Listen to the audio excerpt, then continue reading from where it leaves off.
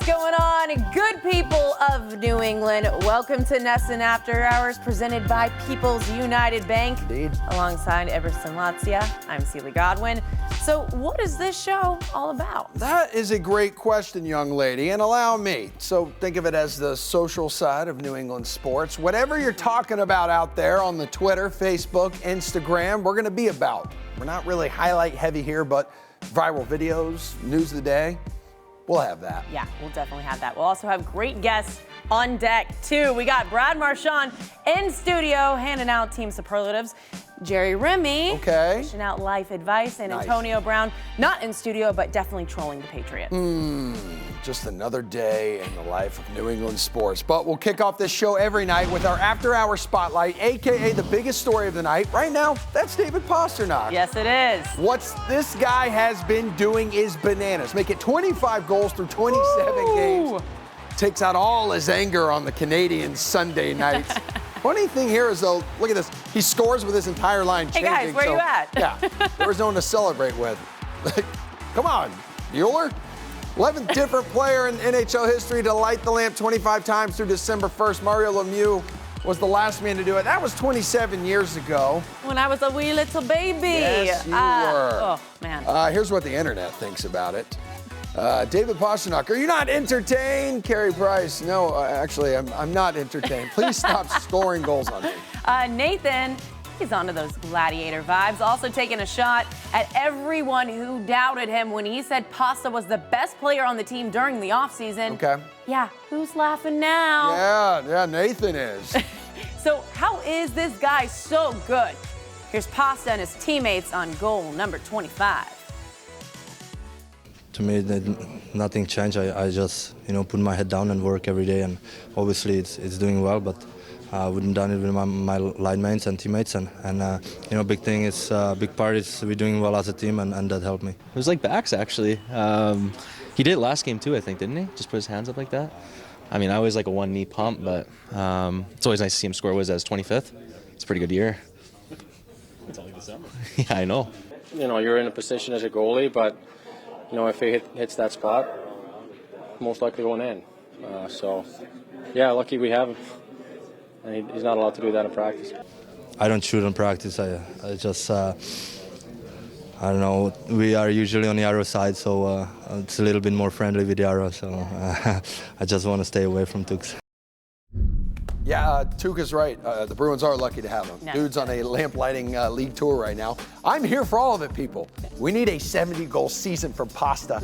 I don't care that it's only been done by 8 players in NHL history, but he's on pace for 77, and he's well on his way to exceeding his career high of 38. Could be the first Bruin with a 50-goal campaign here since Cam Neely a quarter of a century ago. So just keep scoring. Please give us 70, please, because this is really, really fun.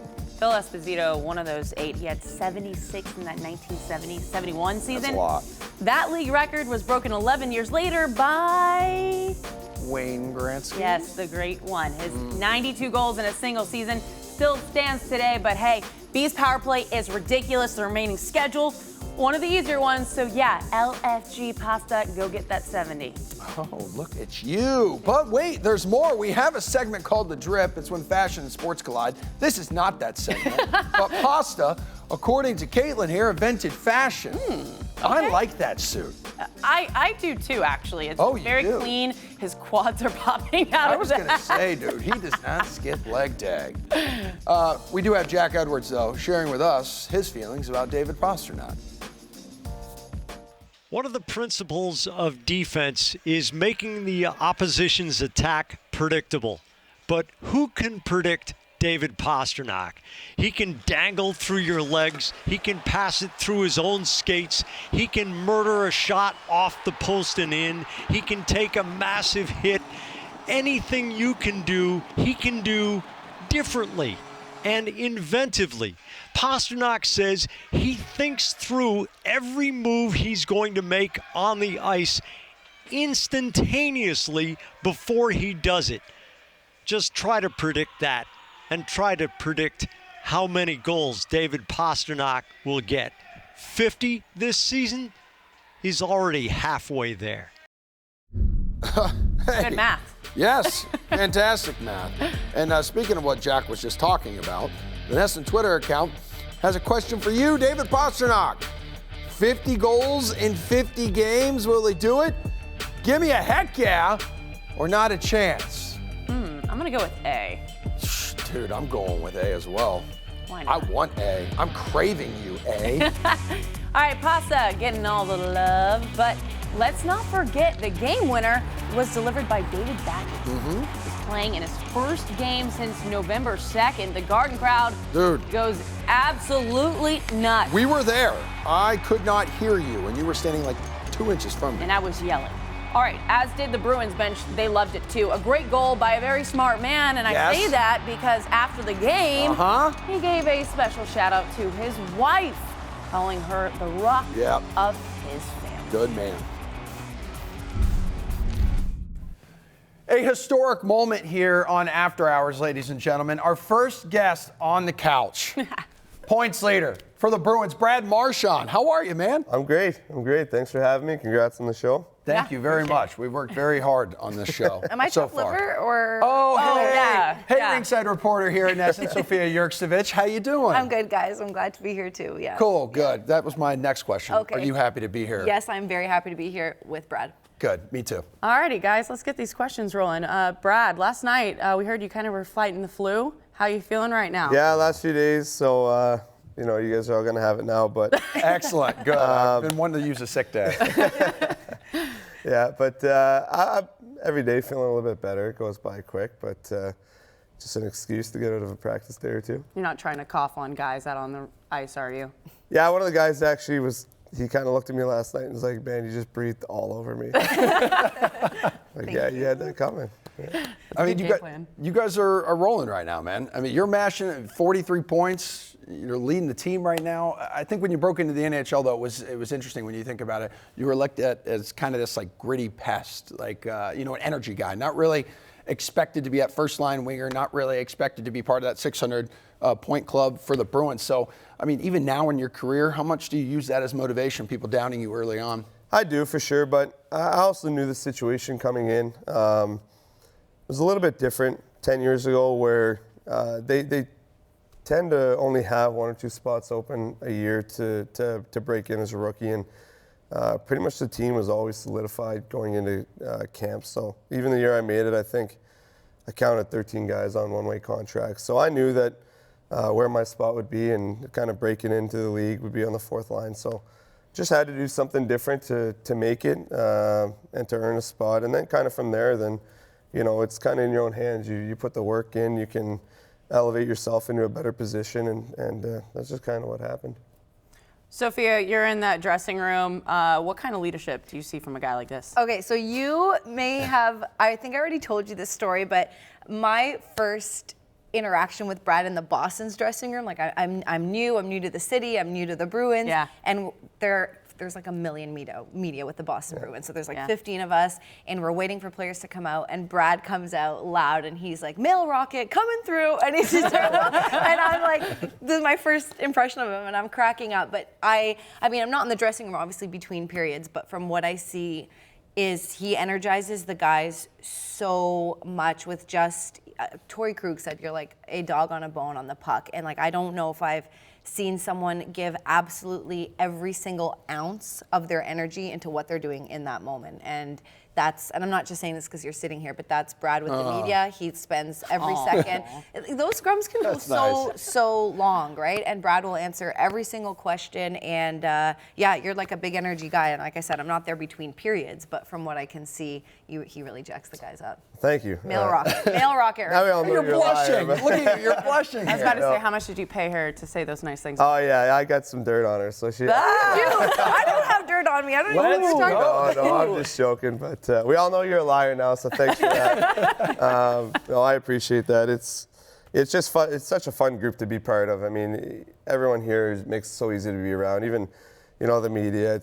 You go to other cities and you deal with their media groups, and I'd have a really tough time being on some other teams. I mean, I have a tough time here. I tend to get in some trouble every now and again, and it's all right. but that's what got to keep it interesting, right? That's part of it also.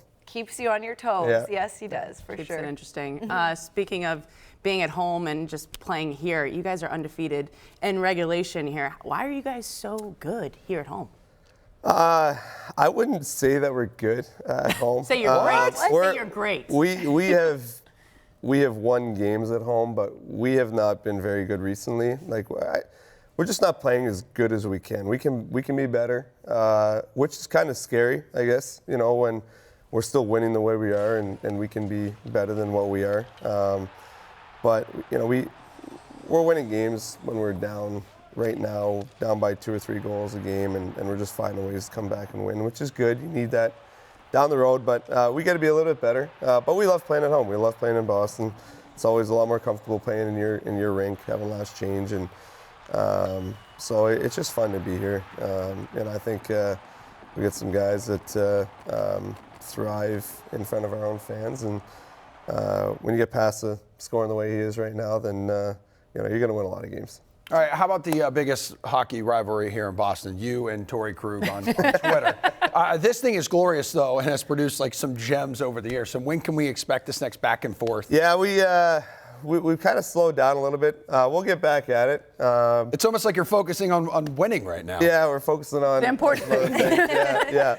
But no, we'll get back at it for sure. It just takes one of us to kind of start it, and then it gets rolling. But I've been kind of chipping away at something for him. I just have one story between Brad and Torrey that I always tell in the dressing room. So Torrey Krug, that amazing breakaway overtime goal, you guys will remember. So he had every single person around the scrum, in the scrum around him, and then Brad I'm sorry I'm doing this, I didn't even set you up for this. But Brad walks into the locker room and he's like, hey, does anyone want to talk to me? So like a bunch of media leave and talk to him, and then he's like, oh, sorry, I didn't see Torrey there because he's so short. So he said that in the locker room, we were cracking up. But these two, like, we're always going back and forth. Yeah, they have a good relationship. Yeah, we do. He's a great guy, and we've come close over the years. But we have a lot of fun. It comes up literally every single day in one way or another, and we're always taking shots. And not just him, everybody in our team is so close. We're always kind of going at each other. We have a lot of fun, and you know, every day, I mean, we always kind of laugh because the things that we do and talk about and joke about in the locker room, we could never get away with in any other job. So we're fortunate to be able to get away with what we do in our environment. You're not mad at me, right? No. Let's wait till the segment's over. If that's what you got, I'm good. Yeah. Cool. Can't wait to see what's said off camera here. One more though. Which of your teammates is most likely to be? Whoa! We're gonna talk about these superlatives. After the break. Ooh.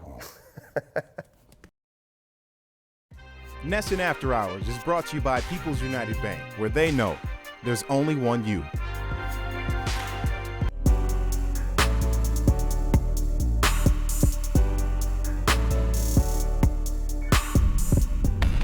The goal is to, as an offense, go out there and score points, not go out there and run a bunch of plays and be ineffective.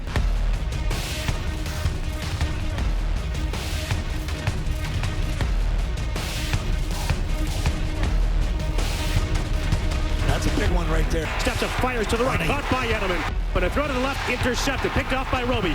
Just execution. Tough to get behind and come back. Throws on the go, wide open Duke Johnson for a Houston touchdown. But Watson escapes, staying on his feet. He's going to fire to the end zone for Stills, and this one's a touchdown. They did a good job of, when the shot was there, they took it. He pitches it to the right for Watson, who dives to the pylon. We got to perform better. Coach better, we got to play better. Running it back with the sights and sounds of that Texans-Patriots game. Not the results New England wanted, nor those of Alabama. What? Who cares about Alabama? That's true. The Tide lost this past week, and the Patriots lost last night. And according to NFL research, that's the first time both lost on the same weekend since 2011. Good to know. Celia Godwin, Everson Latzia here with you on NESN After Hours. Is it just me, or did Tom Brady actually look like a 42-year-old quarterback on Sunday night, right? That's what I'm saying, but he hasn't really looked like that up to this point. Greatest to ever play, yes, but right now, playing behind a banged-up, below-average offensive line, doesn't really trust a wide receiver not named Julian, so the days of this guy carrying like New England down the stretch no longer assured. Sealy? Yeah. The older he gets, though, the more help he's going to need. It's just a fact. TB12 also looking just like a lesser version of himself right now. I mean, yeah, he's 42. The body's a little bit different, but everything up here, he's still got it. And with a mastermind like Bill Belichick, you can never really quite count out the Patriots. However, what we're seeing, especially in that first half, it's foreign to New England fans. Not used to this uneasiness of what they're seeing right now, but 10-2 still.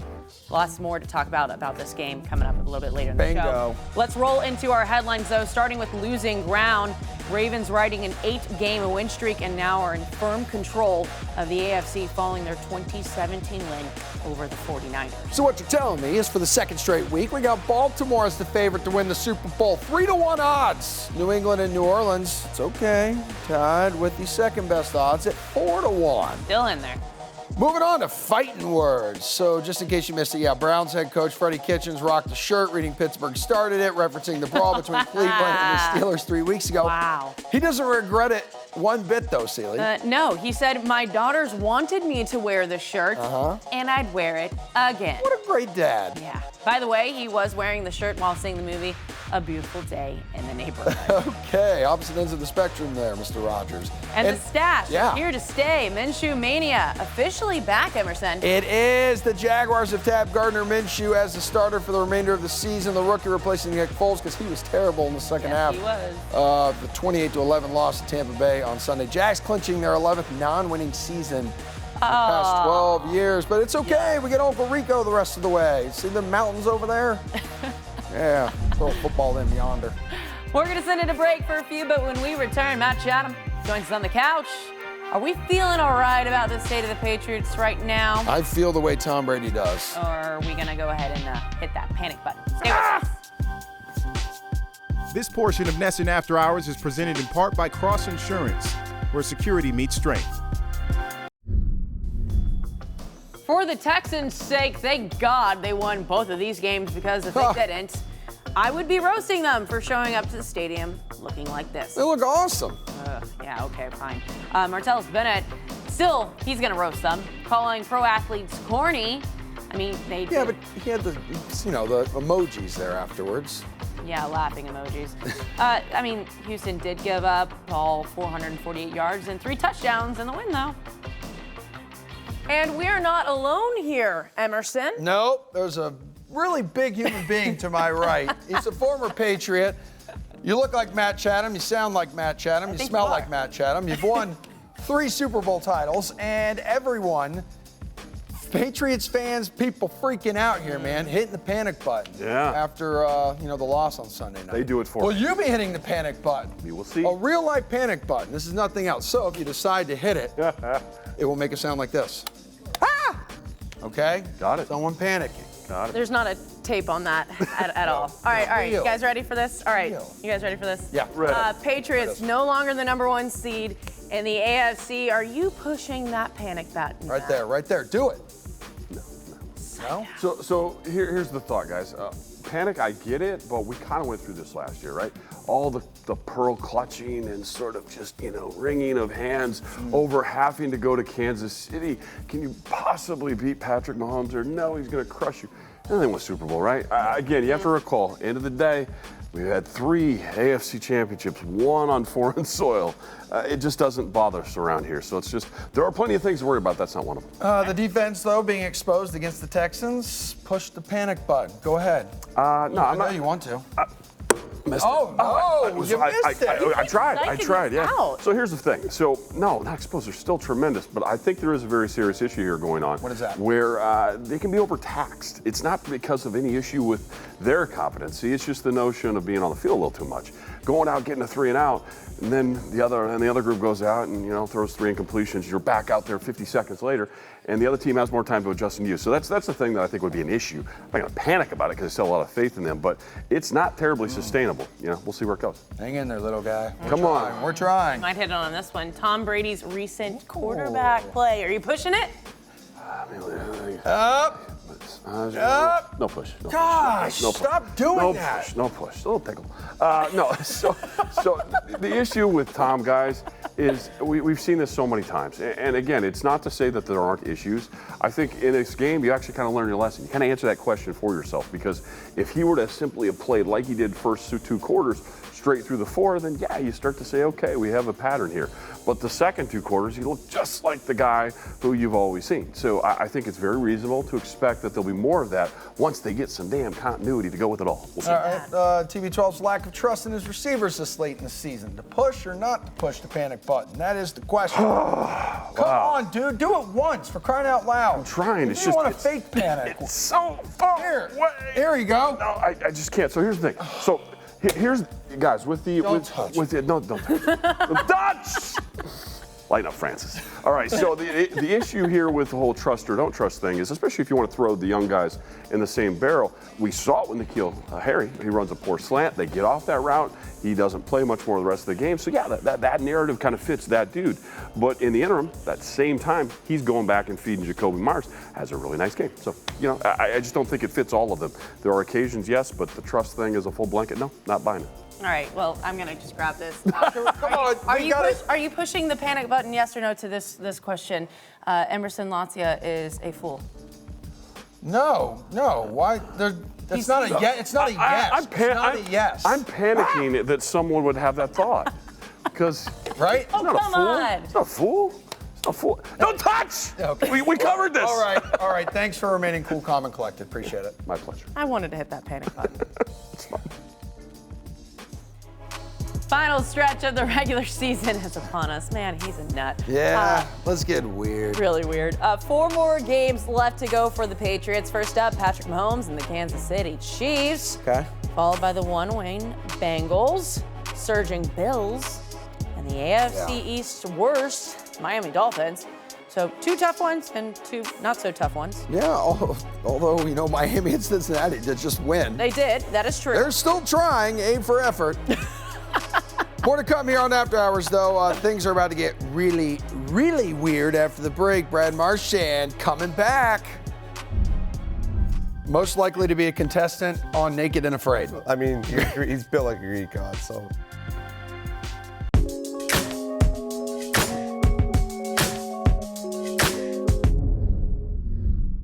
Welcome back to NESN After Hours. Sophia Yurksevich, Emerson Lancia, Celia Godwin.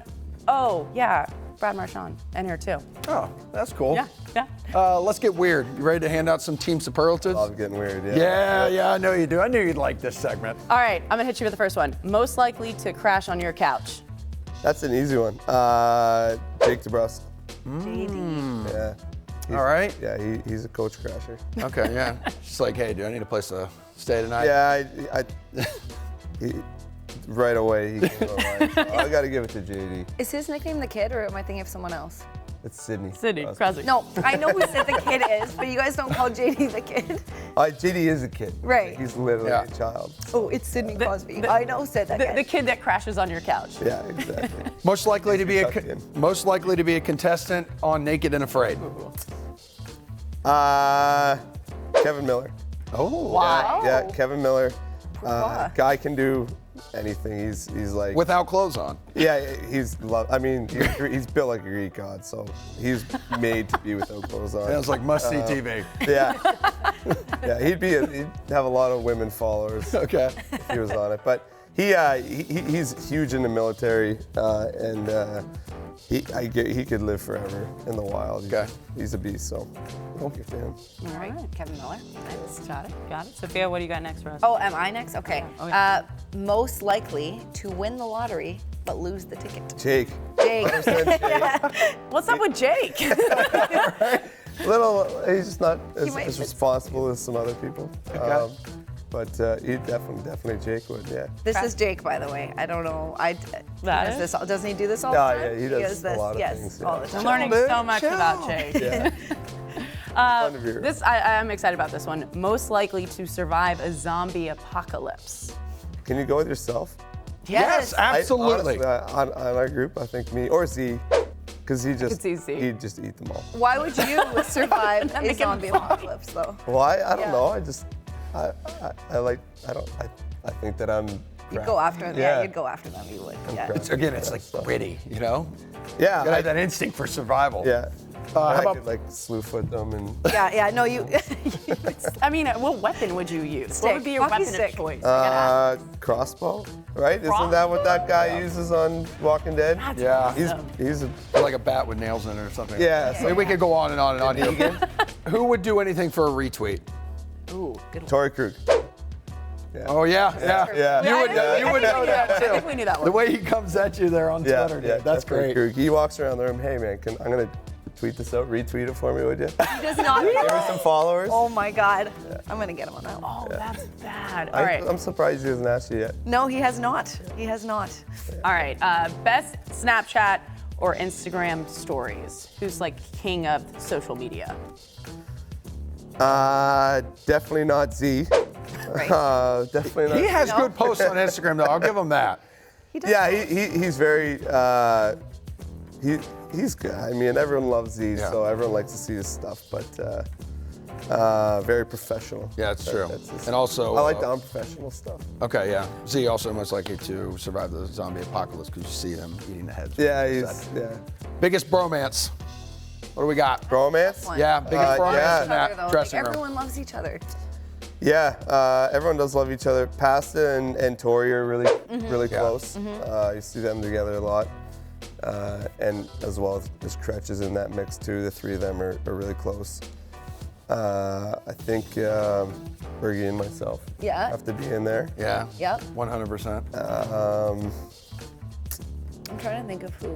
Like, that's the thing. There's kind of a lot of groups. Like a lot of the. Is it like Mean Girls in there? No. Not really. No. I mean, it's not that cliquey. We have a pretty close team where everybody gets along, but I think Tori and Pasta are really close. Z and Yarrow are actually pretty close too. They're together a lot. Cool. Yeah. Well, I know we had a ton more, but we are completely out of time with you. We got to send you on your way. Brad, Sophia. Yeah, we'll tweet you the other ones. Yeah, retweet us a lot and yeah. don't get into a zombie apocalypse anytime soon. Thanks for joining us on the couch. Thank you. Thanks for having us. I want a lot of those guys on my team when the zombie apocalypse arrives. Please, give me Big Z. Watch all these guys tomorrow night here on NESN. Bruins hosting the Hurricanes. Puck drop at 7. Pre-game coverage starts at 6 o'clock. Hey, let's go ahead and update you on the Twitter poll we asked you earlier. Will David Pastrnak score 50 goals in 50 games? 75% of you say, heck yeah! Love those numbers. It's like a bad habit you just can't quit. Antonio Brown and his Twitter fingers. No. Somebody, please stop this man.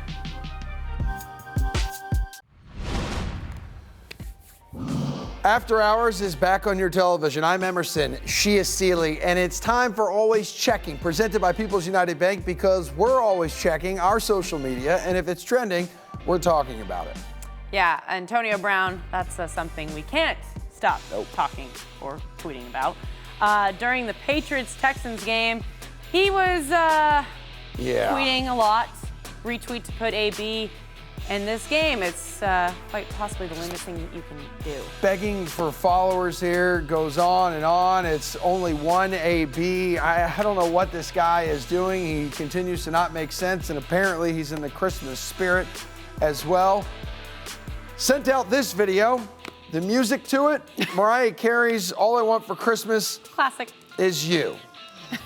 Oh, man, I don't really know what to say anymore with this guy. I know Patriots and their fans are desperate for some help offensively, but Antonio Brown might be more trouble than it's worth. That's all I'm saying. Okay, just real quick, right when I'm starting to think, like, you know, they should bring him back. I mean, why the hell not? Win a Super Bowl. He reverts back to his old antics. Today, shares a fan's Instagram post to a story that was highly critical of Robert Kraft, mentioning his infamous day spa scandal. Like, this guy just doesn't get it. I get why players and coaches want him back, I really do, but good luck winning over Robert Kraft now. I mean, just take that phone away from him, please. All right, we're loaded up with guests tonight. Adam Pellerin in the house. Hey, buddy. Sits right next to us. Hey, good to see you. I know, just so everyone knows, he sits right next to us during the day. Right behind me. Yeah. And, during the night, though, he's going to be joining us for N2K. So tell us, please, AP, what the people need to know, presented by People's United Bank on this glorious Monday. It's snowing outside. There's a storm. It's still glorious, though, because it's the debut of NESN After Hours, and I'm here with you, too.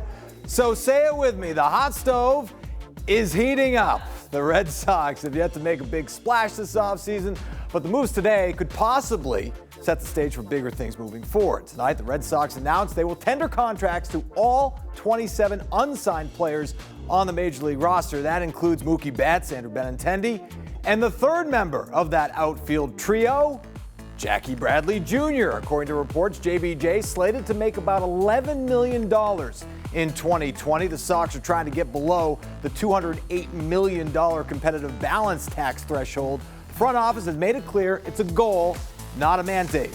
Stay tuned. Two players were not tendered contracts. Infielder Marco Hernandez and pitcher Josh Osich.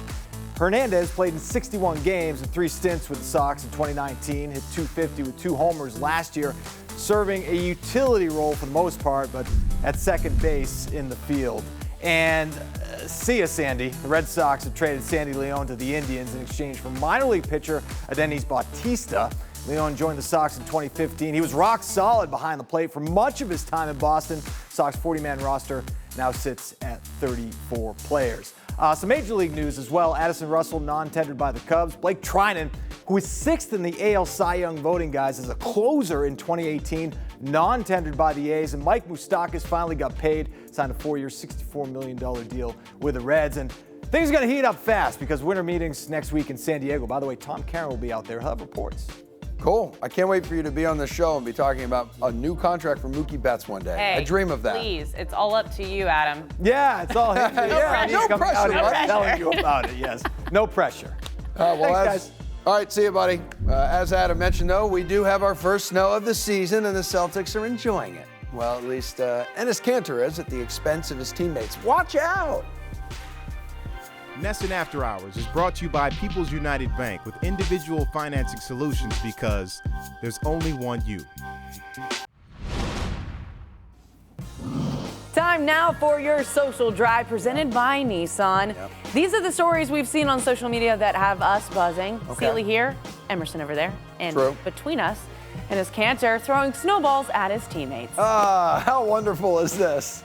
Actually, my favorite part of this video is towards the end when there's Taco Fall kind of just walking away. Taco Fall already miserable because he doesn't want to be in all that snow. Oh. And then it's just like, hey, Taco, and he turns around and just pegs him with a snowball. Love it. Here's unreal video in the WHL where the fur is flying after the Calgary Hitmen. All the teddy bears! Look at that. There's more than 25,000 stuffed teddy bears just raining down on the ice, and it's a tradition stretching 25 years. Get the whole organization collecting more than 400,000 stuffed toys. Jeez. My dog would love that. Many.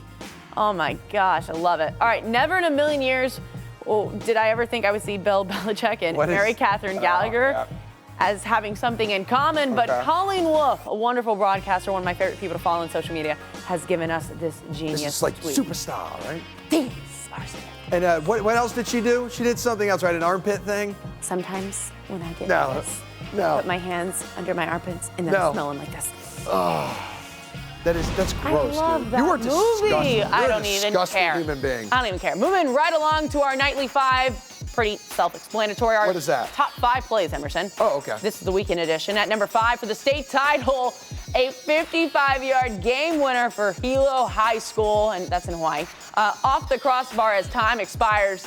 It's the Vikings' second D1 state title in 3 seasons. Watch Here it comes again. Watch it, Doink. and doink, and it goes through. Game. Number 4, someone in Statesboro needs to tell Elijah McCadden to just kind of chill out. Yeah, must be jelly because jam don't shake like that. I like that line. Thank you Everybody, very much. My favorite also on these dunks is the bench. Just like, yo, hold me back, bro. Hold me back. Georgia Southern not messing around there against FGCU.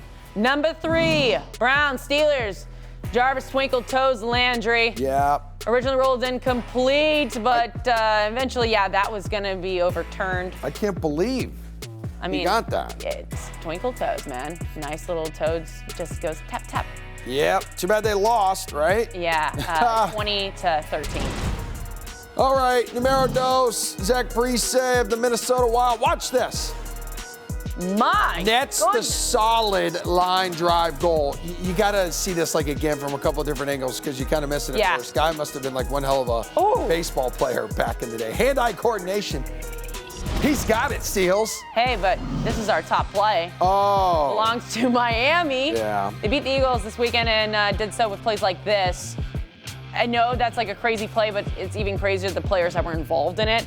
Yeah. The punter, Matt Hawk, to the kicker, Jason Sanders. Take that, Philly special. You know, Matt Chatham on Twitter was crapping on this play and was like, they actually ran it wrong and it would fail 100 out of 100 times if they ran it correct. And I'm like, doesn't matter, it's still cool. I'm sorry, 100 out of 100 times? Yep. That's a lie because it happened. Yeah, I know. According to CBS Sports HQ, Sanders, first place kicker to catch a touchdown in 42 years. Well, if you like a warm, nice-looking fire and Rem Dog rants. Yes, we do. Boy, do we have a segment for you. The debut of Ask Jerry and the epic advice he has for us peasants. Social Drive is presented by Nissan. Shop ChooseNissan.com. Buenas noches, amigos. Jerry Remy here. You see me on Red Sox broadcasts throughout the spring and summer, but now you're getting a different side of me because we're not only talking baseball. Grab a drink, cozy up, and let me help you.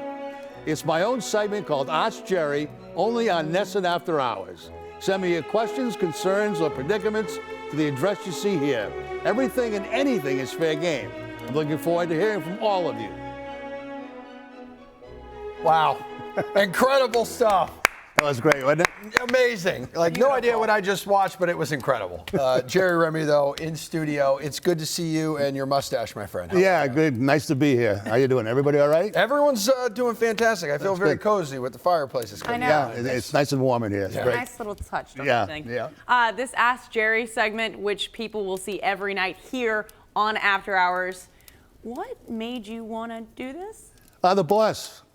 And the boss said, I got a good idea. He said, how about putting a little show together, Ask Jerry, after hours? And I said, well, I guess we do it during the game. We used to do it during games in rain delays. So I said, well, why not give me something to do in the off season? So here I am making a fool out of myself. I also love how it's just more than baseball, too. People can hit you with anything that they've got going on in their life. Yeah, exactly. And you seem to know everything. And there's some funny stuff out there. I mean, really. Oh, yes, there is. It's a crazy world.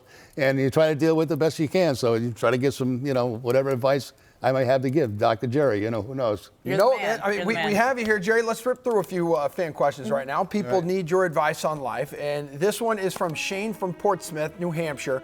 Dear Jerry, my new mother-in-law is a terrible cook.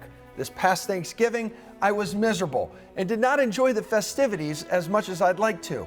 How do I politely tell her I do not like her food without hurting her feelings? Good luck, Jerry. Well, first of all, you don't tell her. That's the first thing. You don't tell her.